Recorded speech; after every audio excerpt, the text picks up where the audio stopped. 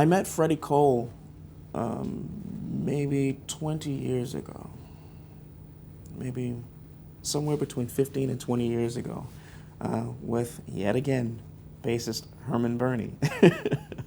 Herman and I met back in the early 90s. So as he started working with Mr. Cole, and he brought Mr. Cole to do a concert in Wilmington, I drove up from Charleston. It's just a 3-hour drive on the coast. And that's how I really got started. Just word of mouth from musicians who were playing, and if anyone was coming near the coast, I would drive up or drive down to play. So with Herman, I met and played with Charlie Bird, Billy Childs, and then ended up playing years ago with Mr. Cole. We made great friendship, and so we just kept in touch throughout the years. Whenever we're in the same festivals, we all just hang out and listen to the stories, and no one's going to out-hang Mr. Cole.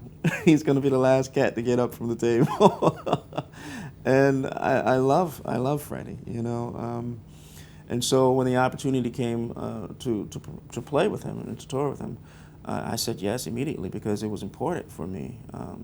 I thought I had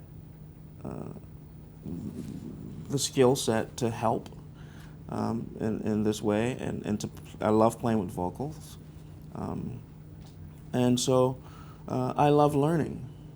And ultimately, I've learned hundreds of songs already just from November to now, because Freddie knows tunes. Oh my God, if anybody knows Freddie, they know he's going to play something you never heard of, And so that's been a great challenge for me, because a lot of these songs I don't know, or I didn't know, and there aren't any charts. And, so when I was explaining it to my students, because I teach at the College of Charleston, and I take my experiences back to the school, and I'm talking to my students, and I'm telling them about this. I'm playing all of these songs, never heard, they're all arranged, they have these hits, and I'm explaining to them the process, and they were like, what do you mean? Is that like that's the old school, where no charts, this, that, and the other? And I said, no, it's the real school. I said, old school, you can call what you want, but when you're really learning from an experience, that's real school. If you want to deny the fact that you did not seize the opportunity to learn at any point in time, that's on you. You can call it old school, you can call it whatever you want to call it to justify not being able to step up to the plate, but this is the real school. Mr. Cole can do the gig by himself. So, it's humbling. So we got on the bandstand, and he would call songs, and what I wanted to get my students to understand is the time you spend with the music by default prepares you for moments like these. So yes, some of the songs I was aware of, some I've never heard of, but it's still music. It's still music, and you're there to play music. So you have to listen to, not your eyes, you listen to your ears, and that's where you build intuition. And all of these great artists, these great musicians who are walking around and playing music for people, what you really get when you go to a jazz concert is masterful intuition. It's the fact that we all play this music differently each time. It's based on what we did all day and who's in the audience. It's a big, big thing. Or sometimes you get people who just ignore everything and they just crank it out. That's fine, but I don't do that, and I don't teach that way. And Freddie never plays the same set twice. Neither does Renee. And I can say I've had great learning experiences from the artists that I've aligned myself with to actually learn and share the stage with. Monty Alexander's another one who's actually someone I played with before I met Renee. So it's and his thing was the same, no charts, and Monty will just start a song, and it might be an original song. The time you spend with the music, away from the bandstand, it's preparing you for moments like that, because you're aware of what your options are. And you can make better choices that way.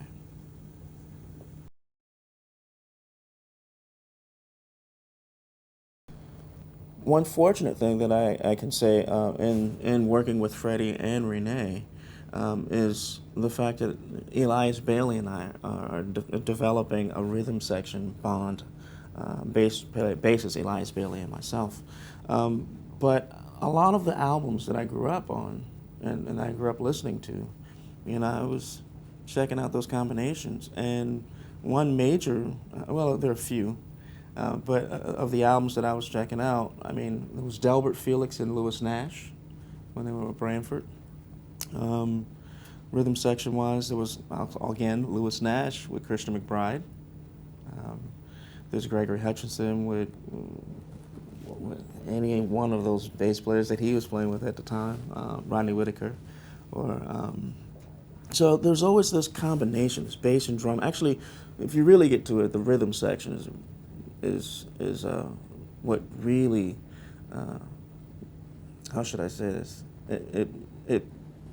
It creates the trance that jazz survives on. So when the trance is there and the groove is steady, little intricacies become big intricacies. You know what I mean? So when you have a trance there and it's locked in, the rhythm section is locked in, it can be any type of rhythm, but it's really locked in.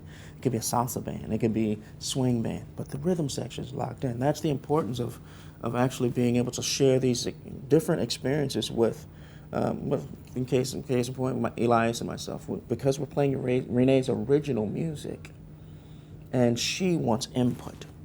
She wants us to play 100%.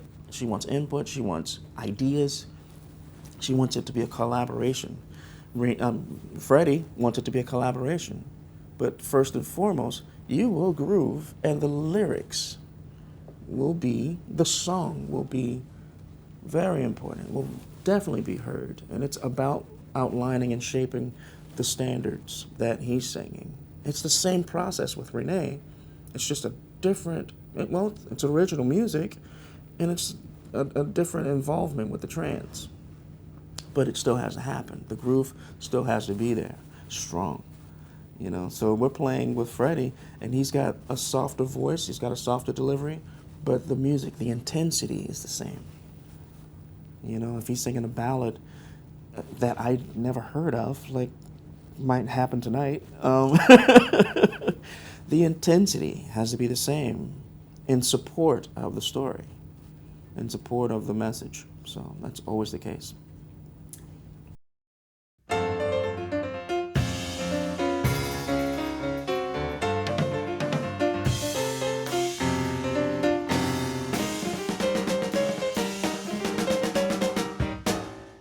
Quentin Baxter. So That's a church clap.